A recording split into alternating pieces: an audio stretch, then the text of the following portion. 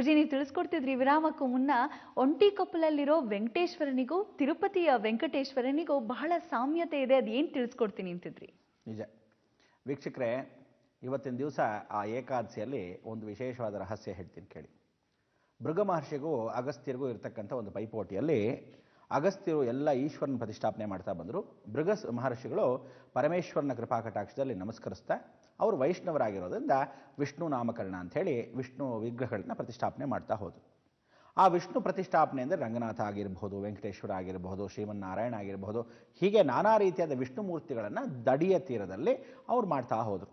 ಆವತ್ತು ಎಂಥ ಒಂದು ವೈಶಿಷ್ಟ್ಯತೆ ಅಂದರೆ, 2 ವಿಗ್ರಹಗಳು ಒಂದೇ ತೀರದಲ್ಲಿ ಪ್ರತಿಷ್ಠಾಪನೆ ಮಾಡಿಸ್ಬೇಕು ಅಂತ ಸಂಕಲ್ಪ ಮಾಡಿಕೊಂಡ್ರು. ಯಾವತ್ತೂ ನಾ ಭೂತ ಭವಿಷ್ಯತಿ ಅಂತ ಹೇಳಿ ಒಂದು ರಾಮನ ಕಾಲದಲ್ಲಿ ಆ ಒಂಟಿಕೊಪ್ಪಲ್ ವೆಂಕಟೇಶ್ವರ ಮತ್ತು ತಿರುಪತಿ ಕಲಿಯುಗಕ್ಕೋಸ್ಕರ ಆ ವೆಂಕಟೇಶ್ವರ ಅಂತ ಹೇಳಿ ನಾಮಕರಣ ಮಾಡಿ ಆ ಪ್ರತಿಷ್ಠಾಪನೆ ಮಾಡೋದು. ಎಷ್ಟು ಚೆನ್ನಾಗಿ ಪ್ರತಿಷ್ಠಾಪನೆ ಮಾಡಿಸೋಕ್ಕೋಸ್ಕರ ಆ ಕೆತ್ತನೆ ಮಾಡಿಸ್ತಾ ಮಾಡಿಸ್ತಾ ಮಾಡಿಸ್ತಾ ಎರಡನ್ನು ನೋಡ್ತಾ ಬಂದರೆ 2 ಒಂದೇ ಥರ ಇದೆ. ರಾಮನೂ ಹಾಗೆ ಇದ್ದಾನೆ, ವೆಂಕಟೇಶ್ವರನು ಹೀಗೆ ಇದ್ದಾನೆ. ವಿಷ್ಣು ರೂಪದಲ್ಲಿರ್ತಕ್ಕಂಥವ್ನು ಇವ್ನು ನೋಡಿದ್ರು ವಿಷ್ಣು ಥರ ಇದ್ದಾನೆ, ಅವ್ನು ನೋಡಿದ್ರು ವಿಷ್ಣು ಥರ ಇದ್ದಾನೆ. ಇಲ್ಲ ಇವನು ವೆಂಕಟೇಶ್ವರ ಅಂದ್ಕೊಂಡ್ರೆ ಅವನು ವೆಂಕಟೇಶ್ವರ ಅನ್ನೋ ರೀತಿ ಆ ಭಾವನೆಗಳು ಅದೇ ರೀತಿಯಾಗಿತ್ತು. ಏಕಭಾವನೆಯಲ್ಲಿ ಕೆತ್ತಿರತಕ್ಕಂಥ ಒಂದೇ ವಿಗ್ರಹದಲ್ಲಿ ಇಂಥ ಒಂದು ಭಿನ್ನವಾಗಿರ್ತಕ್ಕಂಥ ಅಭಿರುಚಿಗಳು ಆ ಭೃಗ ಮಹರ್ಷಿಗಳಿಗೆ ಆಶ್ಚರ್ಯವಾಯಿತು. ಅದಕ್ಕೆ ಆವತ್ತಿನಿಂದ ಇದನ್ನು ಲೋಕಾರೂಢಿಯಾಗಿ ಪ್ರಾಣ ಪ್ರತಿಷ್ಠಾಪನೆ ಮಾಡ್ತಕ್ಕಂಥದ್ದು ಬಹಳ ಮುಖ್ಯ ಅಂಥೇಳಿ ಭೃಗ ಮಹರ್ಷಿಗಳು ಇದನ್ನು ಚಾಮುಂಡೇಶ್ವರಿ ಕ್ಷೇತ್ರದಲ್ಲಿ ವೆಂಕಟೇಶ್ವರ, ಯಾಕೆಂದರೆ ವಿಷ್ಣು ತಂಗಿ ಆಗಿರ್ತಕ್ಕಂಥ ದುರ್ಗೆಗೆ ಹತ್ತಿರದಲ್ಲೇ ವಿಷ್ಣು ಇದ್ದರೆ ಅವಳ ತಂಗಿಗೆ ಕೋಪ ಕಮ್ಮಿ ಅಂತೆ. ಅದಕ್ಕೋಸ್ಕರ ಚಾಮುಂಡೇಶ್ವರಿ ಮಹಿಷಾಸುರನ ಮರ್ದನ ನಂತರ ಅವಳು ಬಂದು ಶಾಂತಿಯಾಗಬೇಕು ಅಂಥೇಳಿ ಹೈಗಿರಿ ನಂದಿನಿ ಹಾಡಿದ ಮೇಲೆ ಈ ಪ್ರತಿಷ್ಠಾಪನೆ ಭೃಗ ಮಹರ್ಷಿಗಳು ಲೋಕಾರೂಢಿಗೋಸ್ಕರ ಒಂಟಿಕೊಪ್ಪಲ್ ವೆಂಕಟೇಶ್ವರ ಪ್ರತಿಷ್ಠಾಪನೆ ಮಾಡೋದು. ಇಂಥ ಒಂದು ಸಾನ್ನಿಧ್ಯ ಎಷ್ಟು ಚೆನ್ನಾಗಿರುತ್ತೆ, ನೀವು ನೋಡಿ ಆನಂದಿಸಿದ್ರೆ ಆ ವೆಂಕಟೇಶ್ವರನಿಗೆ ಅಂಥ ಒಂದು ವೈಭವ, ಆ ಅಭಿಷೇಕಗಳೆಲ್ಲ ನೋಡಬೇಕು. ನೀವು ನೋಡ್ಕೊಂಬನ್ನಿ. ಮತ್ತೊಂದು ವೆಂಕಟೇಶ್ವರ ವಿಗ್ರಹ ಎಲ್ಲಿ, ಯಾವಾಗ, ಹೇಗೆ ಪ್ರತಿಷ್ಠಾಪನೆ ಮಾಡೋಕ್ಕೆ ಪ್ರಯತ್ನ ಪಟ್ರ ಅದು ಆಯ್ತಾ ಇಲ್ವ ಅನ್ನೋದು ತಿಳ್ಕೊಳ್ಳೋಣ. ಈಗ ಒಂಟಿಕೊಪ್ಪಲ ವೆಂಕಟೇಶ್ವರನ ದರ್ಶನ ಬನ್ನಿ ವೀಕ್ಷಕರೇ. ನಮೋ ನಮೋ ಶ್ರೀಶ ಶ್ರೀ ವೆಂಕಟೇಶ, ನಮೋ ನಮೋ ಶ್ರೀಶ ಶ್ರೀ ವೆಂಕಟೇಶ, ನಮೋ ತಿರುಮಲ ವಾಸ ಹೇ ಶ್ರೀನಿವಾಸ, ನಮೋ ನಮೋ ಶ್ರೀಶ ಶ್ರೀ ವೆಂಕಟೇಶ, ನಮೋ ನಮೋ ಶ್ರೀಶ ಶ್ರೀ ವೆಂಕಟೇಶ.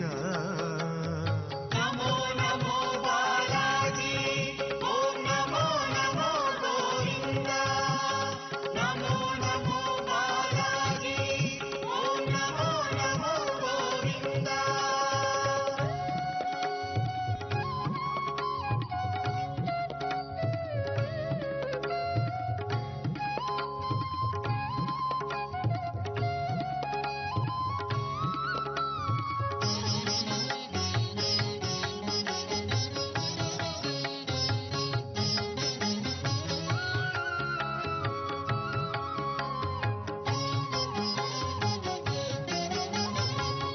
ಸಪ್ತಗಿರಿಯಲಿರುವ ಬಾಲಾಜಿ ಗೋವಿಂದ, ಸಪ್ತಲೋಕಗಳ ಒಡೆಯ ಶ್ರೀ ಮುಕುಂದ.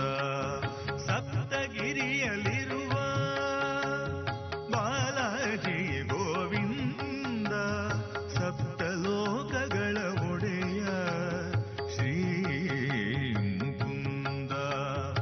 ಆಪ್ತನಾಗಿ ಭಕ್ತರಿಗೆ ನೀಡುವೆ ನೀ ಆನಂದ, ಸಪ್ತ ಸ್ವರದ ಗೀತಗಾನ ನಿನಗರ್ಪಿಸುವೆ ಮುದದಿಂದ.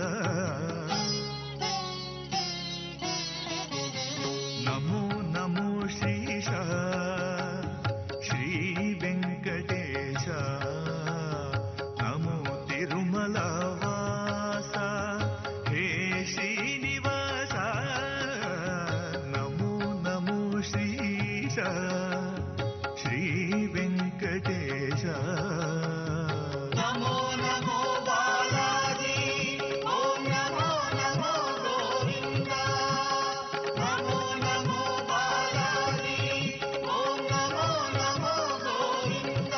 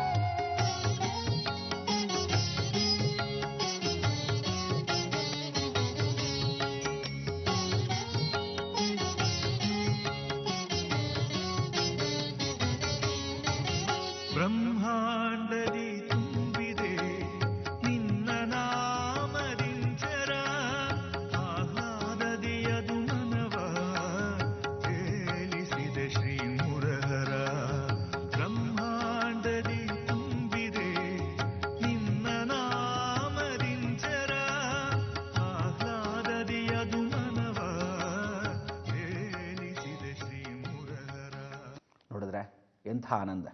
ಅವನ ಅಭಿಷೇಕ, ಅವನ ಅಲಂಕಾರ. ಅದಕ್ಕೆ ವಿಷ್ಣು ಅಲಂಕಾರ ಪ್ರಿಯ ಅಂತ ಕರಿತೀವಿ. ಶಿವ ಅಭಿಷೇಕ ಪ್ರಿಯ. ಸೋಮವಾರ ಅಭಿಷೇಕ ವಿಷ್ಣುಗೆ ಮಾಡಿಸ್ತಾ ಇದ್ದಾಗ ಶಿವನಿಗಿಷ್ಟ. ಅದೇ ರೀತಿ ವಿಷ್ಣುಗೆ ಅಲಂಕಾರ ಮಾಡಿದ್ದು ನೀವು ನೋಡಿದ್ರಿ, ಮಹಾಮಂಗಳಾರತಿ ಆಯಿತು, ಇವನಿಗಿಷ್ಟ. ಇಬ್ಬರಿಗೂ ಒಳ್ಳೆ ಸಂಗಮವಾಗಿರ್ತಕ್ಕಂಥ ಏಕಾದಶಿ ಸೋಮವಾರ ಬಿದ್ದರೆ ಎಷ್ಟು ವೈಶಿಷ್ಟ್ಯತೆ! ಸಂತೋಷ ಪಟ್ರಲ್ವಾ? ಇಗೋ ಬಂದೆ.